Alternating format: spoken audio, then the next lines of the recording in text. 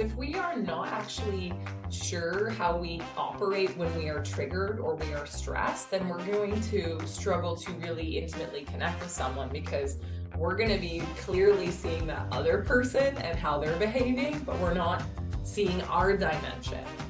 Hi, this is Kimberly Hill, and you're listening to Expansive Intimacy with Jim Young. Welcome to Expansive Intimacy. I'm your host, Jim Young, and I'm on a quest to help men like you and me discover how to apply intimacy to unlock new, expansive versions of success in your relationships, your work, and your life. With each episode, we'll take another deep dive into the intimacy toolkit to show you how you can enhance your emotional intelligence, leadership abilities, and relationship skills. So settle in and open up, because it's time to get intimate.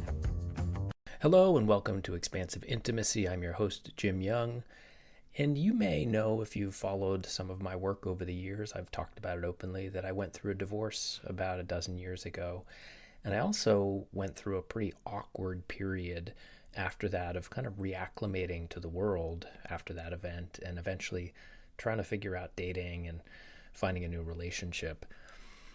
Recently, over the last several months, I've been involved in a course on mindfulness practices, and one of the participants in there is somebody who I wish that I had met about 7 or 8 or 10 years ago.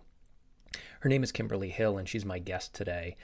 And Kimberly is a certified dating and relationship coach, which is something I didn't even know existed back then, which I think is a great resource for men of any age. She works with men from age early 20s to 60s, never married, multiple married, and all sorts of things in between.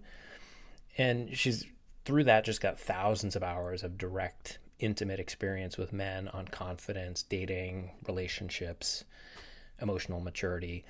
We talk a lot in this episode about the dynamics that can happen for men in dating relationships, kind of the adaptive or maladaptive behaviors that come about, and some of the things that we can do to recognize them and start to change them. There's a ton in here for guys, whether you're in a relationship, starting a relationship, in between relationships, or just trying to figure out some things about yourself in all the ways you show up in the world. So without further ado, let's get Kimberly onto the show. Hello, Kimberly. Welcome to Expansive Intimacy. I'm psyched. We get to meet every week in the course that we're doing together, and I've so wanted to bring somebody with your background onto the show, and I'm excited to have you here.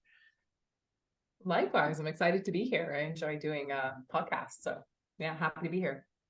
Well, as you know, the first question that I always ask, and the only scripted question that I ask on the show, is how do you define intimacy?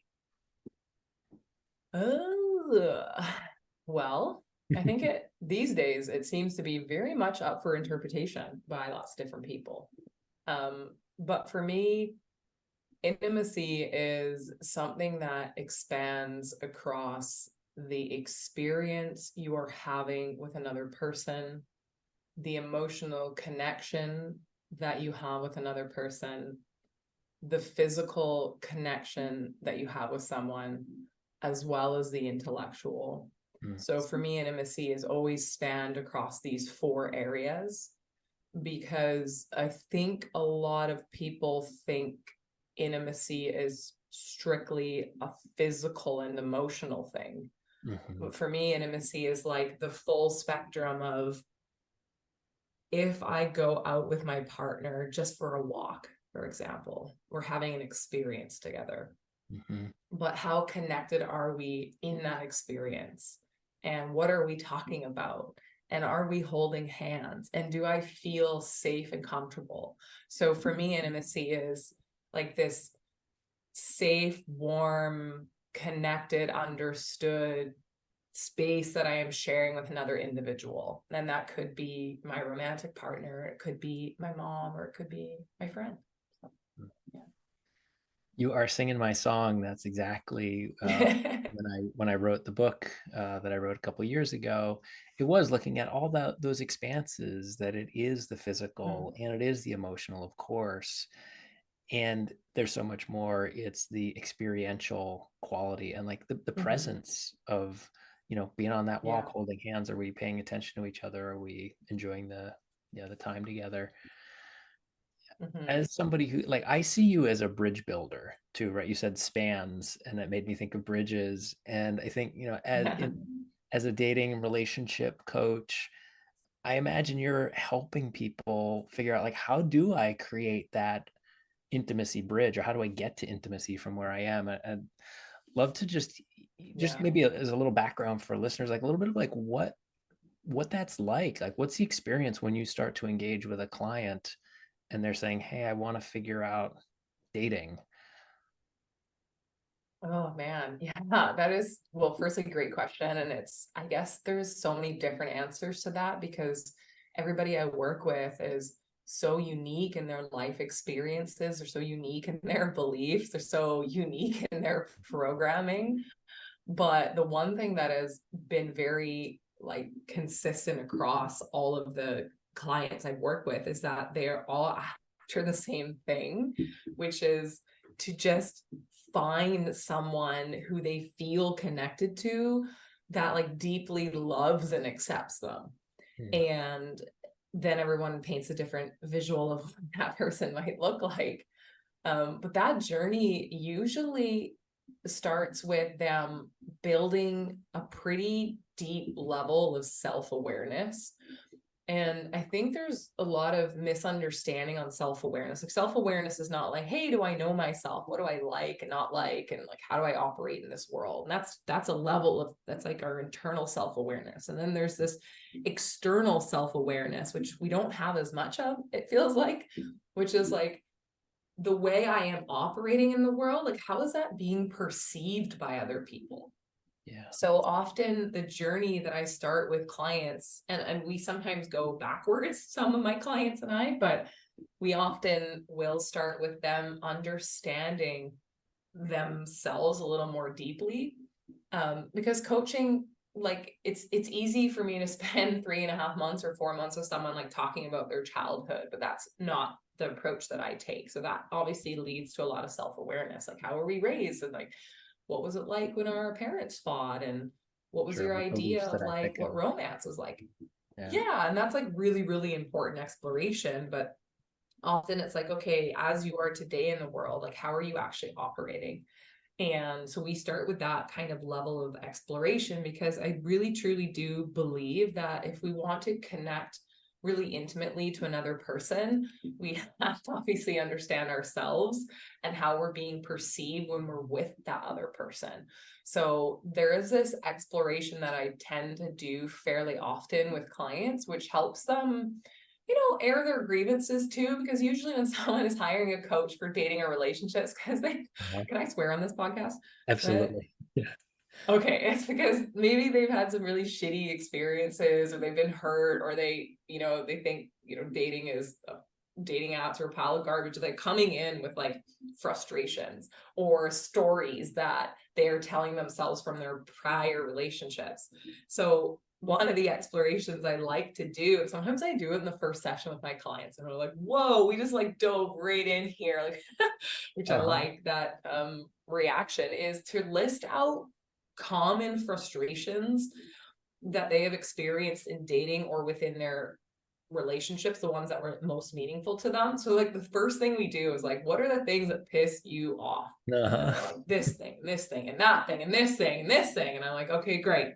Now, how does that make you feel? And they're like, oh, it makes me feel these things, and these things, and these things. I'm like, okay, let's keep going. What does that make you think in your mind? And they're like, oh, I think like, why doesn't this person just like love me, or like what do I need to do differently to be loved by this person, or maybe I'm just like really anxious and I need to change who I am, or like I'm like, what are the thoughts that this person is having? And then as a result, what behaviors do they take? And they're like, well, I take her out to an even nicer restaurant next time, or I just like hide my true feelings and I try and people please, or I emotionally disconnect. Or so when this exercise we do, they're like, holy crap, I'm learning so much about just how I think and how I behave, and like maybe how I'm also being perceived by these other people. A So huge we mirror, usually right? start here. If I can name, Yeah, it's like, yeah, I start to overdo it, or I yeah, pull back, like maybe I can start to see, what's it like for my partner in that situation. Maybe that's a cycle that I'm in. totally.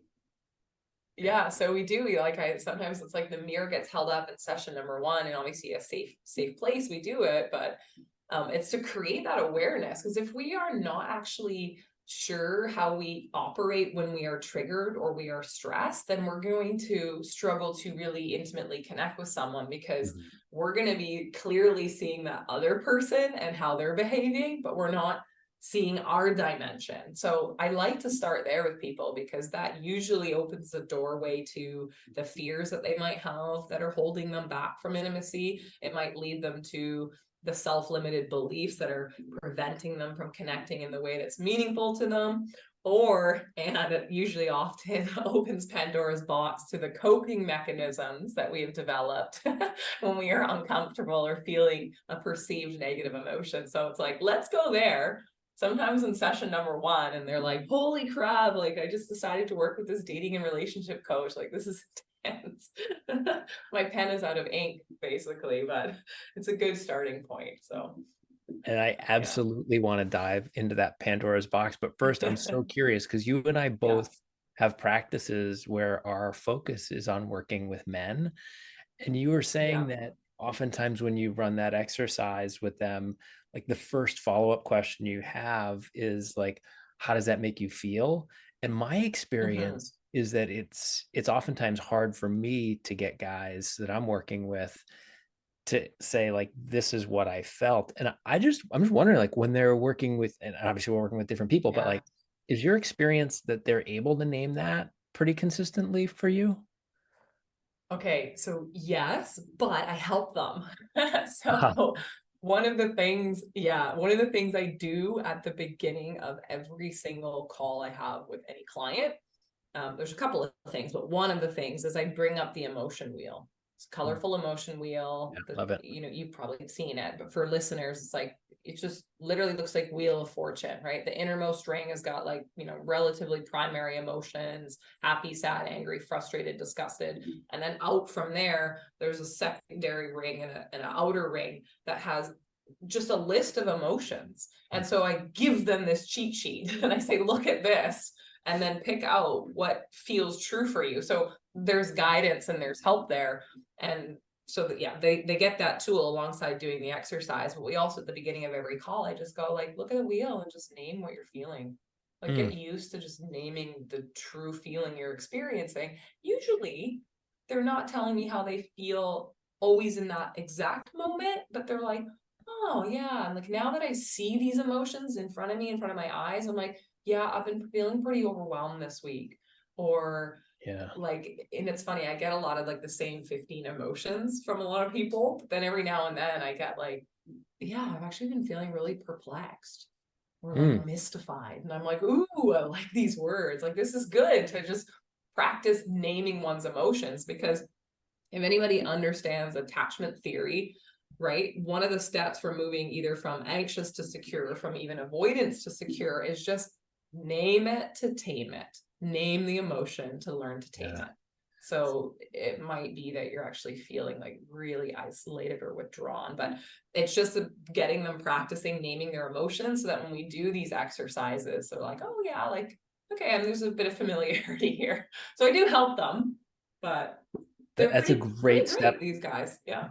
That's a great way Yeah. to help too, is like, let me just give you the menu to choose from. And I love like that you Totally. named the emotional delay, because that's something that I thought for a long time I was Mm-hmm. like defective, because I couldn't tell what my emotions were in the Mm. moment. It was often hours, days, weeks later that I Yeah. recognized like, oh, I was feeling perplexed. I don't know if I ever said perplexed when I Yeah. came to those conclusions. It was usually probably like that core, set of like, I was frustrated or I was angry or I was sad or I was, you Mm-hmm. know, and Yeah. giving people that practice. Cause I think for me, my own experience was the more I did that, the closer I was able to get to like real time. I know what I'm feeling. And I think it's a huge Yeah. part of It takes intimacy too. practice. Cause like, why are you walking around like 100%. that in our intimate relationship? Oh, it's because I'm feeling something. Yeah, exactly. Our emotions are very much our teachers. And you're right. Like some of us can name it immediately. Like I would say maybe generally women are like more in touch in the moment with their emotion. Certainly They're more more like, I'm encouraged to be. feeling more encouraged to be. You're totally right. So therefore, maybe we have had more practice, or it's Mhm. been more acceptable for us to name our emotions, all of them except for anger, mind you. But Yes. um, yeah, and for a lot of these men, it's like when they give themselves permission to then reflect on how they felt, then it feels as if the clarity comes. Hmm. Right. But as we practice that more and more, it's so important, because one of the things that happens when we hit a bump in the road dating, or we hit a bump in the road in our relationship, is if we are feeling a very strong emotion, yet we defer that, and then we keep deferring it, Hmm. well, what happens is like it's not going anywhere. It's in you, it's compounding, right? So then when you finally maybe decide to address what you're feeling, it's like it might just explode times 10, because you're now upset at someone in the moment for maybe something that triggered you right then and there, but the wave of previous emotions are also coming out at that point in time. So you might not be having the most productive conversation at that point. So I think it's really important for people to address what they're feeling in the moment, because that's a very honest thing to do. And a risky thing it can feel like, especially if we don't have the vocabulary yet, we don't have the practice. And what you just described Yeah. there reminds me of one of my favorite expressions, which is that if it's hysterical, it's historical. Like it's this Yeah. bottled up, series of Mhm. things that finally spilled out into something that looks like, whoa, what happened? How did you have that reaction? That doesn't make Totally. sense. So many of the Yeah, it's like people the that, classic dishwasher conflict. Sorry, go ahead. yeah, go ahead. I was gonna say it's like the classic dishwasher argument, right? Where like the man or the woman opens the dishwasher and it's been loaded like The wrong way. illogically, right?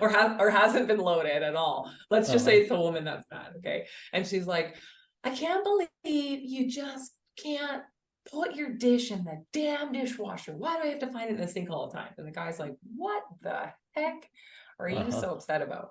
But she's not even necessarily upset about, like, she is. She's a little bit perturbed by the fact that the dish is not in the dishwasher.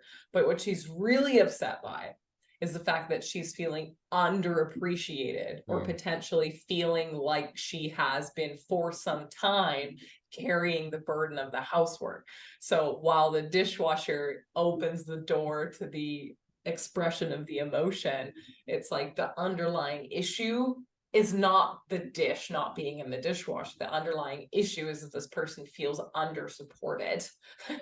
Right. Right. It's So how there's come I usually, always am the one who's yeah. having to make our social plans and you Mm-hmm. never do that? But actually, it's the dish that made Yeah. me feel that same way, because Yeah. it's the same thing of like, I didn't get seen. We're not in this together.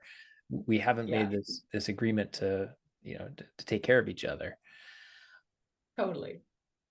So one of the things I know about your work is that so many of the people who are coming to you are, I mean, they're in it, they're looking for dating. So I'm assuming they're very Mhm. rarely, if ever, it's their first ever time dating. So there's probably some history in there of rejection Yeah. or some social anxiety. And, Mhm.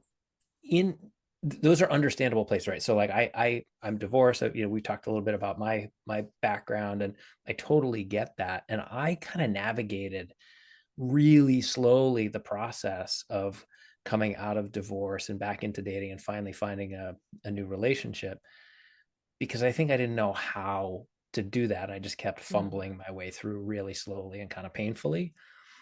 And I'm curious, like how does somebody help a person, and a man, we're talking about men primarily here, Mhm. work through the like those feelings of like, man, I got, I failed at my marriage. I'm awkward. I don't know how to do this. Like, Mhm. how do you help people that way? Yeah, good question. So just to kind of paint the picture, like I do work with men in their young 20s into their late 60s.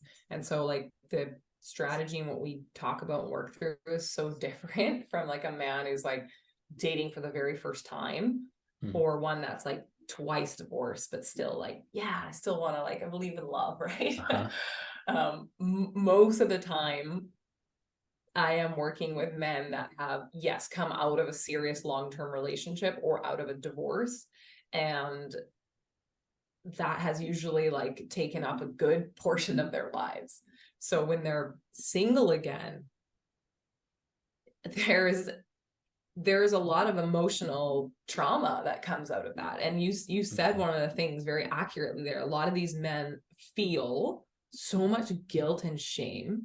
Like, it's almost as if these men have out of these relationships thinking they're the sole reason why it didn't work out. I hear a lot, I failed at my marriage. And it's like, maybe it didn't work out, but it takes two people to ruin a relationship, right? It takes two people to build one. So everybody's going to move at different paces. I find that there are some men that have come out of a long-term relationship or divorce, and they have gone head over heels really quickly into a brand new relationship. Yeah. Okay. And then that ends in like a dumpster fire. And then they're like, oh, I don't really know what I'm doing. Then they come hire me. And I'm like, oh yeah, you did that. Oh, that's really common, by the way, for a lot of men to get out of a long-term relationship and like be really missing the comfort of having someone, or they've become a little bit reliant on the validation of women. And so when a new woman comes around that treats him with even just the tiniest bit of affection, he's like madly overwhelmed with how like wonderful it feels, and usually dives into commitment quite quickly. That's a really common pattern, especially for men that tend to be on the anxious side. Sure. So the process is usually a little bit of slowing down. I always say it to guys. Oh, so I did it right. Yeah, yeah. And like, sometimes we need to give ourselves more time than we think to just like heal, but also to recreate our identity. So that is ultimately what we're doing. Who are you now that you are not somebody's husband? Who are you in the world? What friends did you lose in that marriage or relationship? What hobbies and passions and interests did you actually give up for that relationship? How do you describe who you are today? And like, what do you actually want moving forward? So it's a little bit of that exploration of what is your identity and how do you view yourself right now before you go get on a dating app and before you go meet these ladies. It's like, who are you? How do you describe your strengths? How do you describe your weaknesses? What are the areas that you want to really explore and work on in your lives? Or what are the things that you have not given yourself permission to do? So it's like identity is like the first piece. And that's really important, because if we're not really sure who our sense of self is, we're not going to show up dating. We're not going to attract the right type of people. And we're probably going to just reattract a similar person and have a similar experience, because we tend to repeat our patterns until we learn how to break them. So oftentimes the work I am doing with these guys is just like, let's just work on the identity. Let's work on the self-esteem. Let's work on the confidence. Let's talk about some of the skills that you felt you may not have had in that prior relationship. And let's look at actually building up some of those skills. And that's usually where we start. Then the dating piece comes, and let's craft a fun dating profile. And yeah, you look really great in this photo, but not so much in this one. And we get into the idiosyncrasies and the details, or no, don't ever send that message, or send this one. Like we go really granular too. And I find that's like really eye-opening for a lot of my clients. We do the big picture, and then we also do like the little bits of stuff. And so they're coming through this coaching experience with me, like kind of like feeling like a new person, but also like approaching dating and communication and going out differently than they did before. Maybe not radically differently, because it's not about radically changing who you are. It's just becoming a better version of yourself. So that's typically is what happens within that journey in a high level anyways. And I wonder, you referenced some of like, no, don't send that message. Yeah. Like thematically, right, around men and intimacy, what are the common mistakes that men are making, or the misperceptions that they have? Is there discovering this, new identity and trying to connect with people. Yeah. I'll say one of the big things is like this huge social media societal push of vulnerability. Okay. Brene Brown, be vulnerable, the courage to lead, like la la la, let's all be super vulnerable. Okay, great. Let's all just be in a big pile of mush at the same time. So one of the things that I am getting even more refined on myself here, and what I'm realizing is like I've always been an advocate for, yes, you need to be vulnerable so that people can get to know you, so you can connect in that intimate way. But what is vulnerability and how do you be vulnerable? And I think this has been a little muddied. So there's two sets of guys, right? There's guys that are like really vulnerable and really mushy gushy, and they're like, oh, I need to like be more vulnerable in this new relationship. And then they're little bit of like a emotional dump, or they share their traumas, or they share their pain or their weaknesses or fears, like, and that's okay to share that, but like it's a bit too much too soon and Not too enough early boundary. on sometimes in the not enough boundary. So I think a lot of people are like, well, I'm having to learn to be vulnerable. So then they like kind of like go from 0 to 100. And then they're like, oh, that person didn't receive that really well. And they're like, well, I don't want to be vulnerable anymore. It's like, oh, okay. Being vulnerable is like something you do gradually and like as you're building trust and connection with someone, versus like a kind of an emotional dump. And sometimes that's like a misconception that causes a bit of trouble for men dating, because the truth is like a woman does want a man to be vulnerable and honest and open, but she also wants to like get to know you as a whole person first before you unload and unlock all of your like dark secrets on her. Yeah. I love that you're Right. providing men with this guidance, because it's like there's this Goldilocks process we can go through. And like I went through it, right? Like, I was not vulnerable enough, and then I was too vulnerable, and then it was just right. And it's hard to figure that out on your own. That shit's really hard. It is hard to figure out. And, and then you don't want to be on the opposite side of the spectrum where you're like, oh, I tried to be vulnerable and it didn't work. So now I keep all my cards to my, like, close to my chest. And then over time, a woman's like, he doesn't get me. We're not connecting. Like, there isn't the substance there. Like, I don't really even know anything about him. Right. Yeah. So yes, you're right. In the sense, like too hot, too cold, just right. So how do we learn to do that, right? And when is the right time to be vulnerable? And these are really good questions to be asking. And vulnerability is something that, we do with the right person at the right time and the right environments as well. So I think that's a learned skill, to be honest, that sometimes we need a little support on. But yeah, I kind of even just forgot the question. Where did we even go with this? What did you ask me before? No, that I kind of did too. I like going down the rabbit hole, but like the other, like another word popped up for me during that, which is loneliness. And like there's all these studies out there that are talking about the loneliness epidemic. Like the US Surgeon General put out a whole report about it earlier this year. And I think there's a particular brand of loneliness that men drop into. And sometimes what that looks like is the only person that I can connect with on a meaningful level is my romantic partner. And then if that goes away, like I'm completely stuck with all of this. And even then, it's not like one person can be enough for somebody's all their emotional needs. That's correct. I just curious, like, what are you seeing out in the field, like in the work you're doing with guys around loneliness? Okay, yes, the rise in single lonely men. There was a very popular article maybe 2 years ago that came out and really kind of caused a ripple. So yes, if men are feeling as if their romantic partner is the only one they can open up and be emotionally vulnerable with, if that gets lost, they're in trouble, because we need to have a social support network. And this does not mean you have to have a million friends, right? This does not mean you have to be extroverted. It does not mean you have to be the life of the party.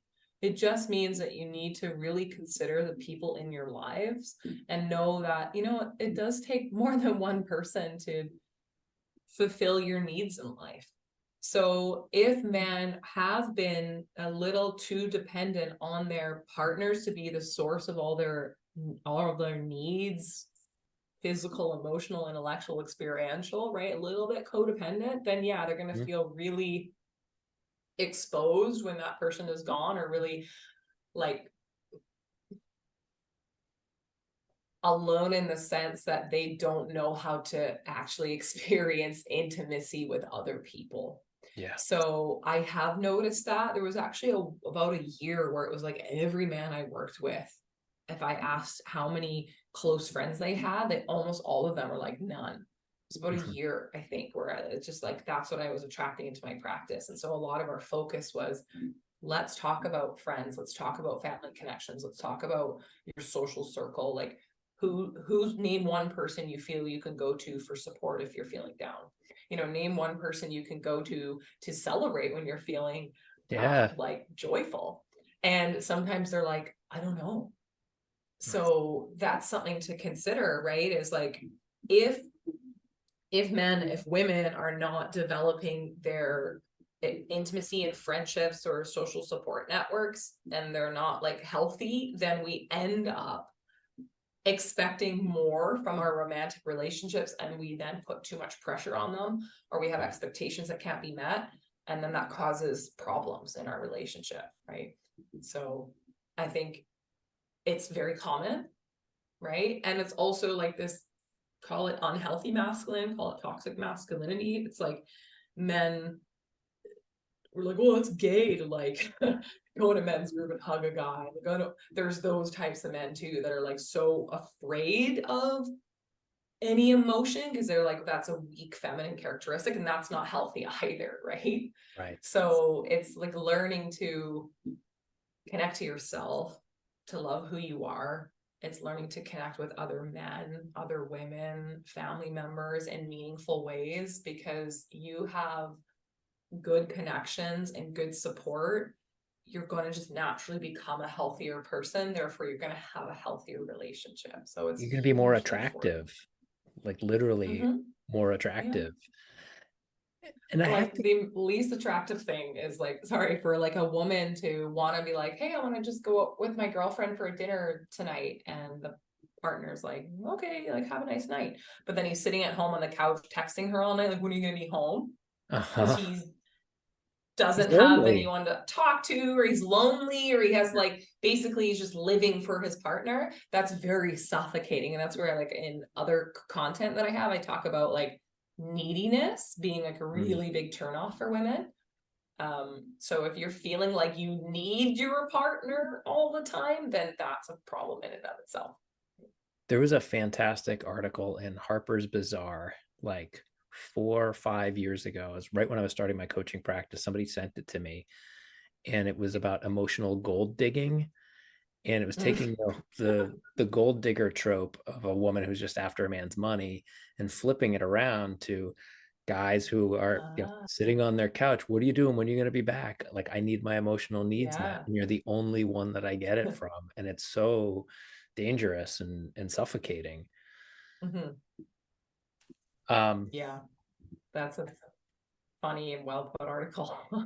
Yeah. I want to go into that Pandora's box that you've referenced earlier about, like, what does it look like? What are the coping strategies that guys tend to go into? Because I just want to name them out loud. And I think hearing them from a woman's perspective, especially a woman who's like an advocate trying to help men find the love of their life, like, what are the things that people are doing out there that are just not helpful? Yeah, so I think maybe the clearest way to describe it is referencing a gentleman called Pete Walker, who's an author who's experienced a lot of trauma in his life and wrote a couple really fantastic books on the subject. And we all know like the fight or flight, right, mechanism that we have. So there's 4 F types. There's fight, there's flight, there's freeze, and there's fawn. Okay, so the fight is like my coping mechanism when I'm feeling hurt is to like attack and criticize and like pull my sword out and like chop my partner's head off, kind of thing. Right? Get There's aggressive. the fight coping mechanism. Yeah, there's the freeze. So it's like I totally emotionally disconnect. I go numb. I'm really good at that like one. Yeah, yeah. It's like I don't know what to do. So I will just like almost like and like visually it's like you can imagine someone just being so overwhelmed by their emotion, they're just like immobile, kind of sat there. Yeah. Right. There's fight, there's freeze, there's flight. Well, then there's like, okay, then there's like, I'm completely out, I'm running away, like I don't know how to deal with this, I'm super conflict avoidant, like bye-bye, I'm like literally physically creating distance, like see ya, I'm going on like 4-month trip, bye. Right, like that's just like I'm out, and that's not a good coping mechanism, which I don't see that often actually with men. I don't see them leaving. Yeah. I see them freezing, and I see a lot of fighting, but I see a lot of fawning. So the fawning is like the people pleasing. Okay, something's going wrong with the woman I love and adore and am really emotionally dependent on. Uh-oh, something must be wrong with me. What is it that I need to do to win her affection back? So I see in this column when I go through this exercise, they're like, there's guys where they're like, well, I kind of like hide my true feelings and I tried to like put on a bright face. Or I like book a nice weekend away, or I take her for a really nice dinner, or I take out the trash, right? Like a list of things that they're doing to try and make that person love them again. Okay. And so those are like typical kind of coping mechanisms. And I say that the majority of the men I've worked with tend to be the fawning type, sprinkled in with the others. Yeah. It's like, if I could just be good enough, if I could just get it right, then we wouldn't be having this argument, or you'd love me more, or whatever it is that I'm going for. Yeah, that Yeah. feels a little familiar too. And I know where it comes from. Like, I know it comes from like way back, and I'm assuming that's often the case, is like, yeah, that's the coping strategy I've Yeah. had since early on, or from It's as other a kid. relationships. Yeah, like this That's used right. to It's work. like the kid. Yeah. Go ahead. Sorry. No, I'm just, this strategy used to work. It worked so well for so long. Like, let me just keep going. Totally. It's like it literally usually is coping mechanisms we learn in childhood. And it's like, okay, like mom and dad are upset at me, or my caregiver's upset at me. So I need to like to fawn and do the right thing to like make sure they're still comforting me and love me, or feed me dinner, or don't hit me, or whatever it might be. Right. So they learn, and you know what, to be fair, like that coping mechanism is probably what kept them alive. It's what helped them to survive when they were a kid. So there's a part of us that like thanks ourselves for being resilient and being a solution oriented person. The problem is that now we're an adult, we're taking care of ourselves, those coping mechanisms are no longer useful or effective or needed, and in fact they're very harmful now in our relationships, because if we are not actually addressing the real issue, we're ignoring it and we're going above and beyond for someone else, well, you're creating an imbalance, you're building resentment, the other person is losing respect for you because you're not being honest. Right? You're not being truly honest. You're not, as a man, you're not standing up for yourself. You're not being assertive. You're not teaching a woman how to love you effectively. You're water. You're whatever you need to be whenever you need to be it, so that you don't upset a woman. Or it's like, when did women become so scary? When did women start controlling men? I don't know when the shift happened, but it's happening. That makes me wonder about that, all Yeah. that data around loneliness. Like, is it this, oh my God, I've got this one lifeline and I better not screw that up. I better not piss them off. Just a Yeah, curiosity. that, or like the social stigma of like, if I can't make it work with this woman, I'm a failure. And that's embarrassing to all my friends. And that's shameful at my workplace. And I'm going to be judged. And if I can't make it work with her, I can't make it work with anyone else. So it's the loneliness motivator. It's the social stigma motivator. It's a man, like the shoulds, a man should be able to have a successful relationship, right? So I will make it work come hell or high water, right? Versus a man that actually says like, hey, I'm feeling really disrespected because you said you were going to come home at midnight and you didn't come home till 3 a.m. And I'm glad you're having a nice time, but that was like dishonest for me. And I really need you to communicate. And like a man that stands up for himself, like a woman in the moment, I think I was saying this to you on the call like 2 weeks ago, like, yeah, she's gonna react. She's gonna be like, screw you, or whatever she's gonna think. But she's not gonna lose respect for you. Yeah. Because you're standing up for yourself, because you're establishing your boundaries. And if a woman is not respecting a man's boundaries, then man, what are you doing with that woman? She ain't the one for you. Right. Yeah. And I wonder if the other part, like one of the other things we talked about earlier was men not feeling like it's okay for them to reach out to other men and establish relationships, so that there's just too many chips on one side of the table of like, I need this relationship to work out. Yeah. And now I don't even have a place to go talk about it with somebody else. So I'm just really kind of stuck in a corner. I mean, and I've seen that with some of my clients, even though I don't do dating or relationship work specifically, it comes up, right? And this fear of like, man, I just got to keep going. I got to keeping her happy, and that's the path. And it's such a false choice, right? Because when we do step forward and say, this is what I want, right? That's some of that masculine energy that is positive, is like, that strong, determined, like, this is what I want. And this is, I want to have a conversation with you. To me, what I've understood over the years, as I've gotten better at that, I've realized like, oh, that's actually helping us get closer.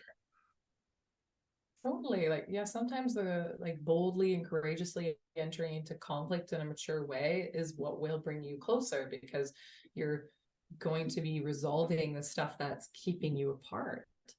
That's what people don't really understand all the time. But yeah, men and women, we need outlets. Like if our relationships become our emotional dumping grounds, like then what's connecting us in a really positive way, right? If everyone's coming home stressed and we're airing our insecurities and our fears and all the stress that we're having at work and all the things that aren't going right, and then it's her turn to share and it's all the things that it's like, okay, we need to vent in life. We need to be able to do that with our partners. But if that becomes like the only place that we can express ourselves, then we end up being in relationships that are like a little bit all consuming.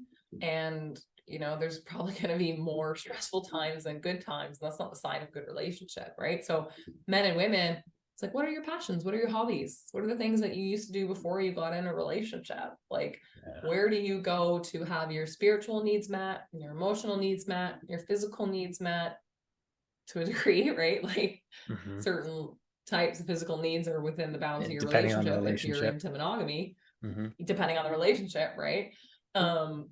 It's like, where do you go to when your partner, here's a good question, when your partner's out of town, how do you have some of your joyful needs met? Because if you don't have anyone meeting them, or you're not getting up to anything, you're not learning or exploring who you are, developing yourself, or going out and having experiences with other people, then you're suffocating your relationship, right?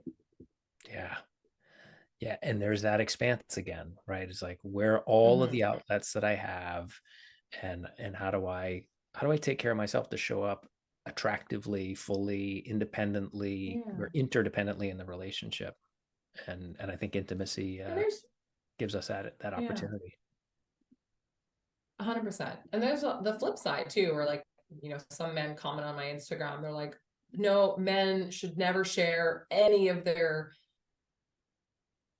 insecurities, fears, desires, needs, emotional baggage with their partners at all, and only share that with other men. And it's like, well, extremes have never been particularly healthy, but yes, men do need to have outlets, right? They need also other men that call them out and challenge them and lift them up. Like, we are the product of the people we spend the most time around. So if everyone around us agrees with us, if no one ever challenges us, we are not growing, we are not learning. So, do you as an individual seek out people that share different beliefs than you?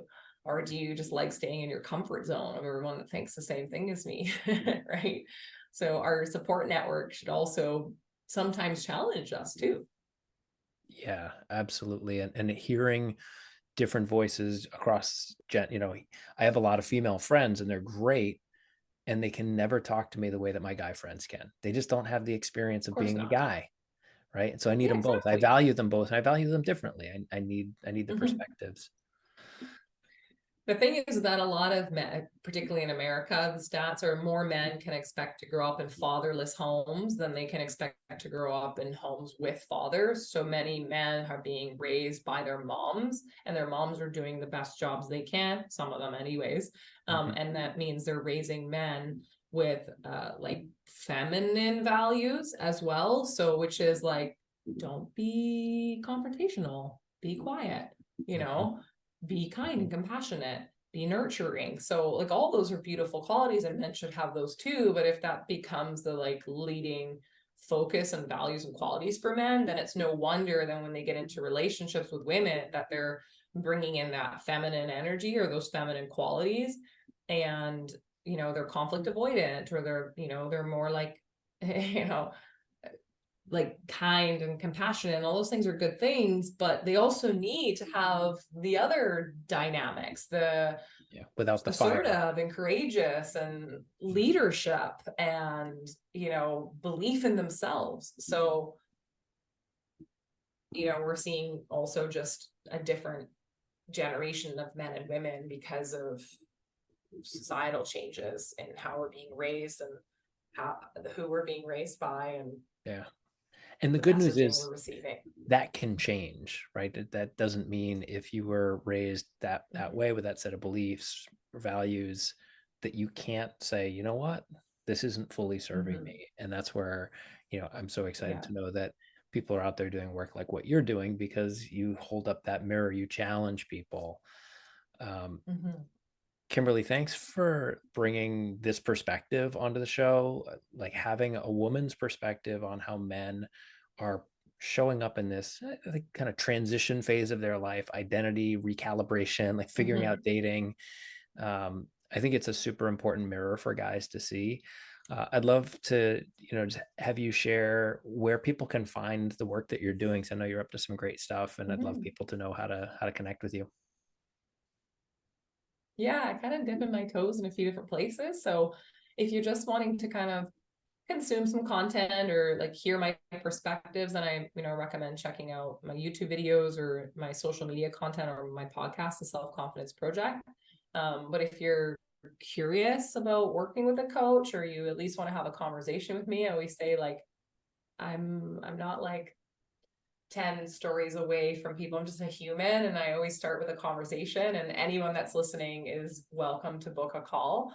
So I always like saying that, because one of my clients was like, I listened to your podcast and never really thought I could even ever talk to you. Like you were just some person out there that was like non-reachable, Uh-huh. and I'm like, no, I'm just here. Like, let's have a chat. So if you're curious, you want to learn about like working with a dating and relationship coach, or see if we'd be a right fit, then I do have a application form to just have that conversation. You can find that on my website, KimberlyNinaHill.com, or pretty much there's a link for it like everywhere. I'm sure he'll put one in the show notes here. But yeah, you can head over to my website, read some testimonials, and just book a convenient time to chat with me and just see if it's right for you. And if not, no big deal. And I can point you in some other areas, but if it is, awesome. Great. And I will put all those links in the show notes. And I wish that I had known that you weren't 10 stories away in some ivory tower, 10 years ago, because it probably would have helped me find somebody sooner. So I know that's a funny perspective, and I never thought of it that way. But a guy that I worked with for 4 months, amazing guy, just in Alberta, Canada. We worked for a bit of time. He's like, oh, it took me a while to book that call, because I always just thought like you're just a voice on a podcast, right? And I'm like, no, I'm just a real human, just sitting here in a chair. yep. Anyways, yeah. Amazing. Well, Kimberly, Yeah, thanks for sitting in the chair with me today and having the of conversation on course. intimacy, and look forward to seeing you soon. Yeah, thank you very much.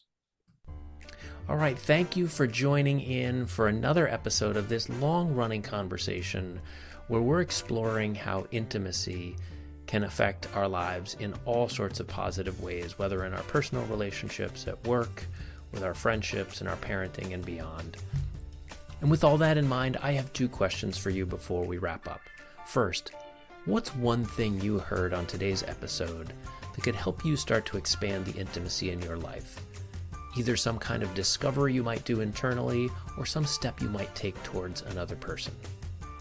Second, who's somebody that you thought of during today's episode, somebody who popped into your mind that maybe could benefit from hearing this conversation as well?